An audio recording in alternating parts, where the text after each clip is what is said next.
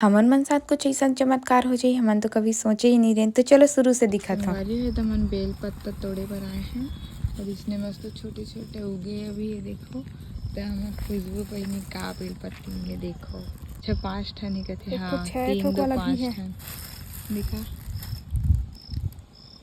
हाथ में से पकड़ के दिखा।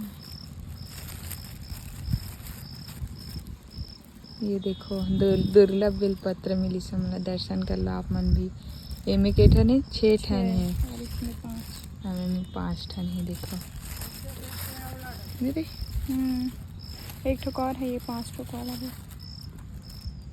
ये 5 ठन 3 ठन मतलब मिले न दुर्लभ वाले।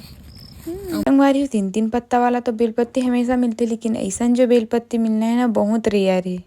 और कर मंदिर है इतनी बेल पेड़ है इतनी तालाब है हमारे गाँव के रेती में हो। मेरी खोजते छे बेचारी खोजबीन जारी है। अच्छा कर रहा है वाला ए दे तो छोटे छोटे कैमरे कैमरे है वे दे। हाँ मस्त ये पेड़ बहुत ऊंचा हवे तो इमें नहीं तोड़ सकन तो ये मन के तोड़ा थे वे।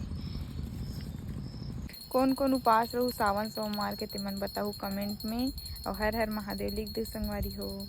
जय जोहार जय छत्तीसगढ़।